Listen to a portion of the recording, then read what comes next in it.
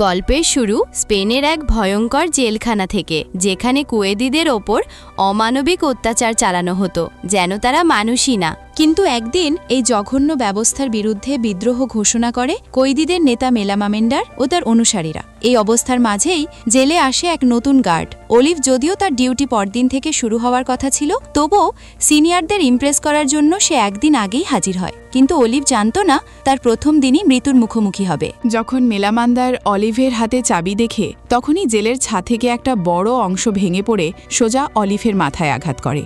মেলামান্দারের মুখে লুকানো এক সরু স্টিলের তার দিয়ে নিঃশব্দে হাতখোড়া খুলে ফেলে। এরপর সে গার্ডকে উস্কে দিয়ে তাকে কাছে টানে এবং হঠাৎ করে সেই হাতখোড়া দিয়েই তার শ্বাসরোধ করে হত্যা করে। অলিভের সঙ্গে থাকা আরেক গার্ড তাকে টেনে একটি ফাঁকা সেলে নিয়ে যায়, কিন্তু ততক্ষণে অলিভ অচেতন হয়ে পড়ে। এদিকে বিদ্রোহ ভয়ঙ্কর রূপ নেয়। বন্দীরা তালা ভেঙে করিডর দখল করে নেয়, আর চারপাশে আগুনের তীব্রতা ছড়িয়ে পড়ে। পুরো জেল জুড়ে ভয় ও সন্ত্রাস ছড়িয়ে পড়ে। অলিভের সহকর্মী চিন্তায় পড়ে যায় তাকে সময় মতো বাইরে নিয়ে যাবে কিনা, কিন্তু অপর গার্ড বলে তাকে নিয়ে পালালে আমরাও ধরা পড়ব আর বন্দীরা আমাদের মেরে ফেলবে। তাই তারা অলিভকে সেখানেই ফেলে রেখে পালায়। অলিভ অচেতন অবস্থায় পড়ে থাকে, আর চারপাশে শুধু চিৎকার, মারপিট ও ভাঙচুরের শব্দ ভেসে আসে। জেলের ডিরেক্টর সিসিটিভির মাধ্যমে সবকিছু দেখছিল, কিন্তু কি করবে তা বুঝতে পারছিল না। সে কেবল বুঝে নেবার চেষ্টা করছিল মেলামামেন্ডারের আসল উদ্দেশ্য কি। কিছুক্ষণ পর মেলামামেন্ডারের এক লোক অলিভের কাছে আসে। এক অজানা লোকে জেলে পড়ে থাকতে দেখে সে অলিভকে এক চড় মেরে জ্ঞান ফিরিয়ে আনে। কিন্তু অলিভ তখনও বিভ্রান্ত ছিল। বন্দি তাকে কিছু প্রশ্ন করে, কিন্তু উত্তর না পেয়ে দরজা বন্ধ করে চলে যায়। অলিভ বুঝে যায় সে একটা ভয়ঙ্কর দাঙ্গার মধ্যে বন্দী হয়ে গেছে। তৎক্ষণাৎ সে নিজের জুতোর ফিতে খুলে টয়লেটে ফ্লাশ করে দেয়। বেলটি বিছানার নিচে লুকিয়ে ফেলে এবং পার্সটিও টয়লেটে ফেলে দেয়। এসব সে করে কারণ নতুন বন্দীদের এসব জিনিস কেড়ে নেওয়া হয়। সে তার বিয়ের আংটিও খুলতে যাচ্ছিল, তখনই সেলের দরজা আবার খোলে। এবার মেলামামেন্ডারের সেই লোক তাকে ডেকে নিয়ে যায় মেলামামেন্ডারের সামনে। অলিভ আত্মবিশ্বাসের সঙ্গে একটা সিগারেট বের করে এবং বাক্সটা ফিরিয়ে দেয়।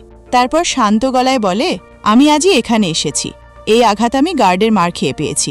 তার মুখে ভয় একটুও ছিল না। প্রথমে সবাই সন্দেহ করে, কারণ তার চেহারা এতটাই নিরীহ লাগছিল যে মনে হচ্ছিল সে জীবনে একটি মাছিও মারেনি। তখন অলিভ জবাব দেয়, তুই কি জ্যোতিষী? মুখ দেখে সব বুঝে যাবি?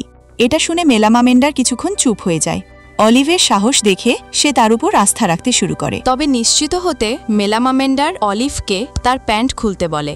অলিভ কিছুটা বিভ্রান্ত হলো, কথাটা মানে এই মুহূর্তটাই তার জীবন বাঁচিয়ে দেয়, কারণ বন্দীদের আন্ডারওয়্যার পরার অনুমতি নেই। আর কাকতালীয়ভাবে অলিভ এমনিতেই আন্ডারওয়্যার পরত না। এতে করে তার ওপর সন্দেহ চলে যায়। এরপর বন্দীরা সিসিটিভি ক্যামেরা ভাঙতে শুরু করে। অলিভ জানত সব ক্যামেরা ভেঙে গেলে বাইরের সঙ্গে তার সংযোগ বিচ্ছিন্ন হয়ে যাবে। তাই সে চিৎকার করে বলে, একটা ক্যামেরা রেখে দাও যাতে আমাদের দাবি বাইরের লোক বুঝতে পারে। আর বলল, চাইলে ক্যামেরা ঢেকে দাও যাতে কেউ না দেখে। মেলামামেন্ডার তার এই বুদ্ধি পছন্দ করে। তারপর অলিভ নিজেই ক্যামেরাগুলো ঢাকার দায়িত্ব নেয়। সে একটার সামনে ধীরে ধীরে গিয়ে কাপড় দিয়ে ঢেকে দেয়, যাতে তার মুখ স্পষ্টভাবে ক্যামেরায় দেখা যায়। কন্ট্রোল রুমে থাকা লোকেরা তৎক্ষণাৎ বুঝে যায় সে তাদেরই একজন গার্ড। এখন শুধু কন্ট্রোল রুম আর অলিভ জানত সে আসলে গার্ড। কিন্তু মেলামামেন্ডারে কিছুটা সন্দেহ ছিলই। তাই সে অলিভকে সেই গার্ডের সামনে নিয়ে যায় যার কাছ থেকে চাবি কেড়ে নেওয়া হয়েছিল। জিজ্ঞাসা করা হয়, এই লোকটাই কি তোমাকে মেরেছিল? উভয়ই চোখে চোখ রেখে বুঝে যায় এখানে যদি কিছু বলে ফেলি তাহলে দুজনেরই মৃত্যু নিশ্চিত। তাই তারা একজন আরেকজনকে চিনতেই অস্বীকার করে। তবুও মেলামামেন্ডারের লোকেরা গার্ডটিকে পেটাতে থাকে। এদিকে জেল ডিরেক্টর শেষমেশ স্পেশাল ফোর্সের সাহায্য চায়। খুব দ্রুত বাহিনী এসে জেলের বাইরে অবস্থান নেয়। উপরের নির্দেশ স্পষ্ট ছিল, 2 গার্ড বন্দী, আর কোনো দাবি মানা হবে না। সরাসরি অপারেশন চালাও এবং জেলের নিয়ন্ত্রণ ফিরে পাও। কিন্তু সেই সময় একটা চমকপ্রদ খবর আসে। জেলের ভেতরে 3 জন গুরুত্বপূর্ণ রাজনৈতিক বন্দীও ছিল, যাদের এখনও ট্রান্সফার করা হয়নি। মিডিয়াও দাঙ্গার খবর পেয়ে গেছে। সারা দেশের নজর এখন এই জেলের ওপর। এই 3 বন্দী দেশের প্রভাবশালী নেতা। যদি তাদের কিছু হয় তাহলে দেশে বড় দাঙ্গা ছড়িয়ে পড়বে। তবে মেলামেন্ডার আগেই তাদের নিয়ন্ত্রণে নিয়ে নেয় এবং সিসিটিভির মাধ্যমে তা জেল কর্তৃপক্ষকে জানায়। তিন নেতাকে বন্দী করে বন্দীদের শক্তি কয়েকগুণ বেড়ে যায়। বন্দীরা আনন্দে উল্লাস করতে থাকে। জেল ডিরেক্টর বুঝে যায় পরিস্থিতি এখন নিয়ন্ত্রণের বাইরে চলে গেছে। এরপর একজন আলোচকে বন্দীদের সঙ্গে কথা বলার জন্য ডাকা হয়। মেলামামেন্ডারের পুরনো রেকর্ডও খতিয়ে দেখা হয়। 10 বছর আগেও সে এক গার্ডকে মেরে বিদ্রোহ করেছিল। তখন থেকেই সে নিজের ক্ষমতা প্রমাণ করে বসে আছে। মেলামামেন্ডার অলিভকে বলে, আমার দাবি লেখায় সাহায্য করো।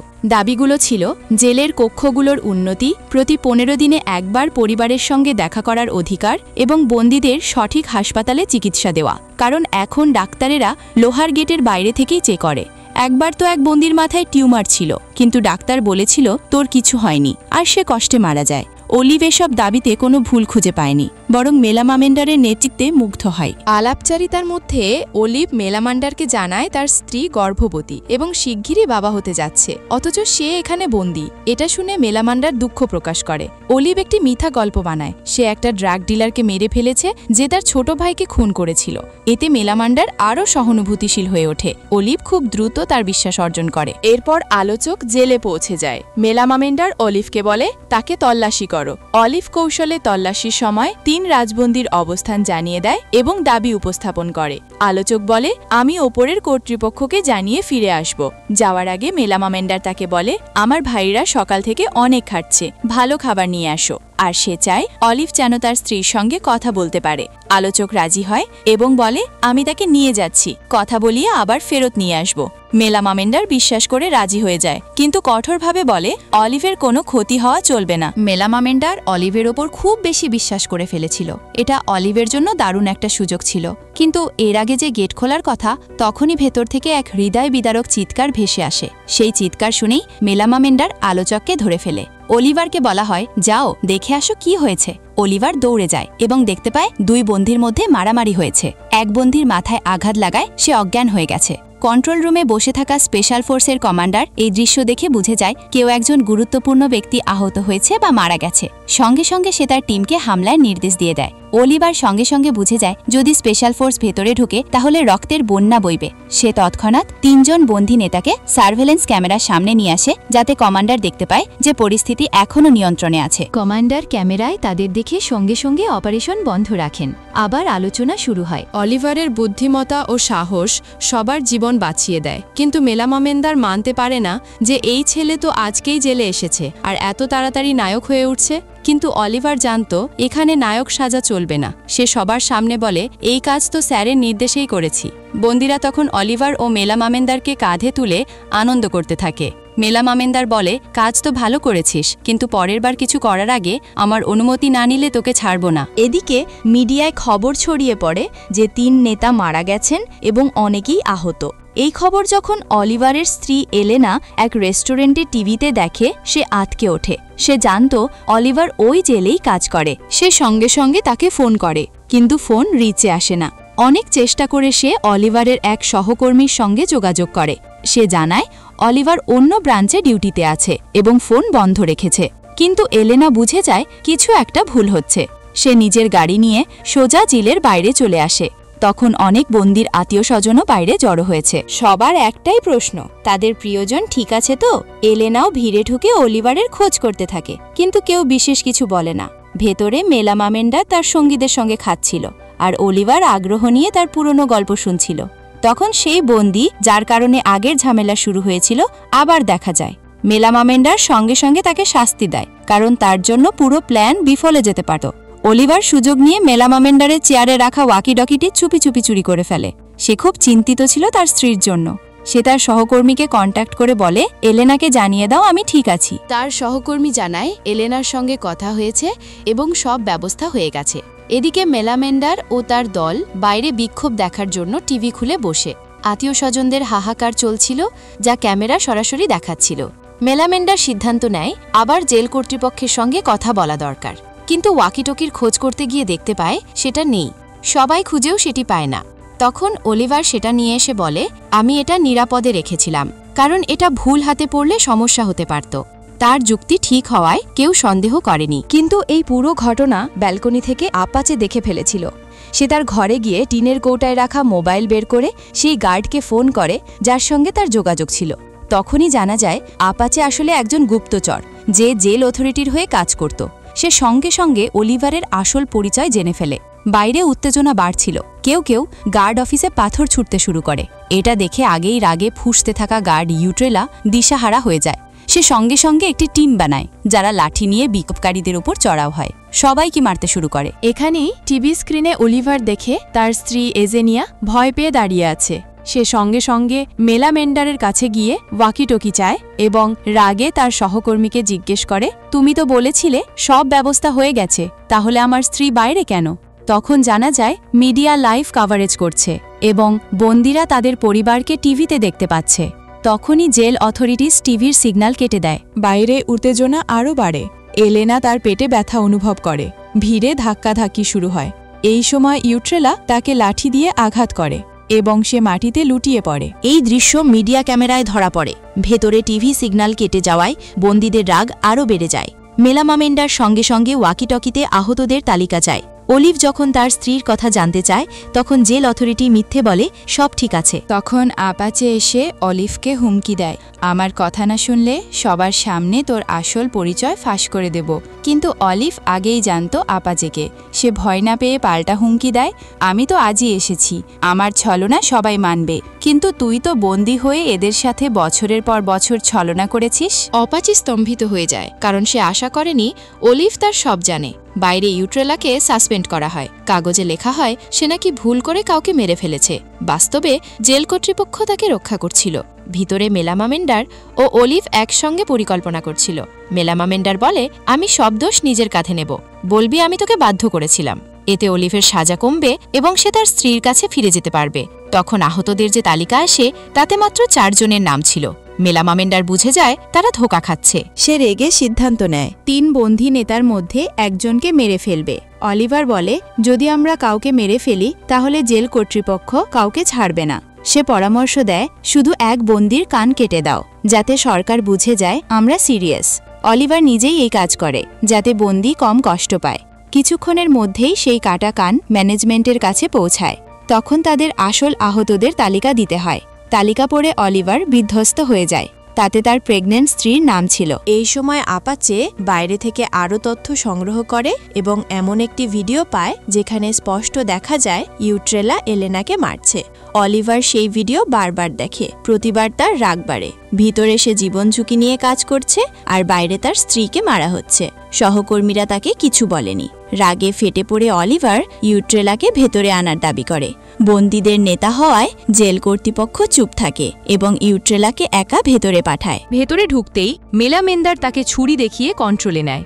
অলিভ জিজ্ঞেস করে, এলেনাকে মারলে কেন? ইউট্রেলা কিছু বলে না। অলিভ ভিডিও দেখায়।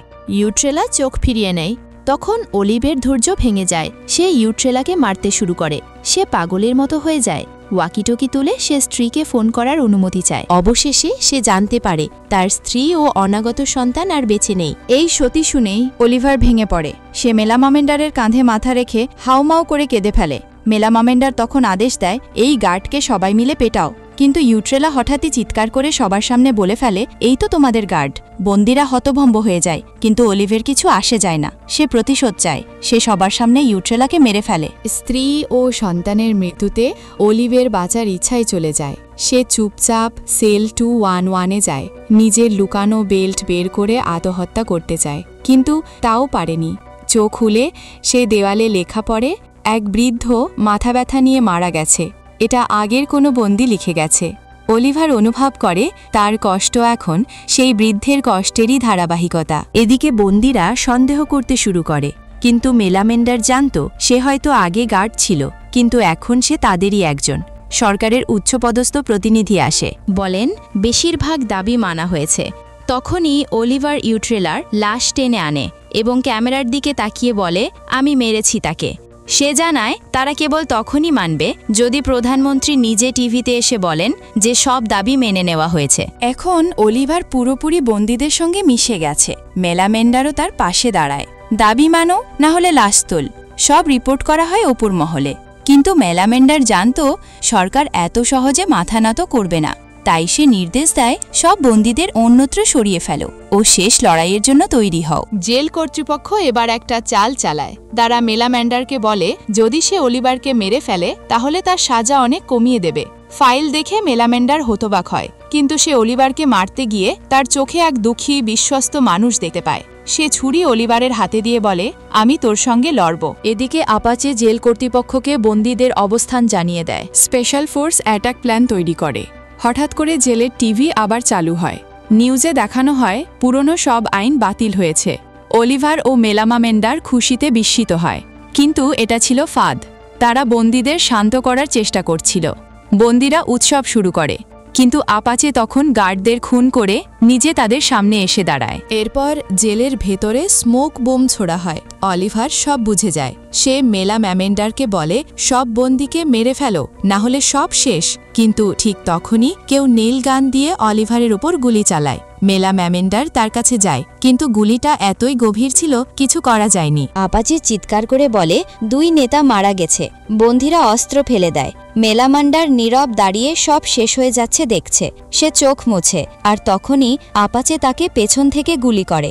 সে মাটিতে পড়ে যায়, প্রতিশোধ নিতে চায়, কিন্তু দ্বিতীয় গুলিতে সে প্রাণ হারায়। স্পেশাল ফোর্স সহজেই জেল নিয়ন্ত্রণে নিয়ে নেয়। অলিভারও যন্ত্রণায় ছটপট করতে করতে মারা যায়। সবশেষে তার এক সহকর্মী এসে তার লাশ শনাক্ত করে। লজ্জায় সে সেল 211-র দরজা খোলে। সেখানে একটা আংটি পড়েছিল। অলিভার একজন সৎ ও ভালো মানুষ ছিল, কিন্তু সমাজ তার সবকিছু ছিনিয়ে নিয়েছিল। শেষ পর্যন্ত সে গার্ড হয়ে বাঁচার চেয়ে বন্দী হয়ে মরতে পছন্দ করেছিল। ভিডিও ভালো লাগলে লাইক করুন, চ্যানেল সাবস্ক্রাইব করুন। দেখা হবে পরের ভিডিওতে।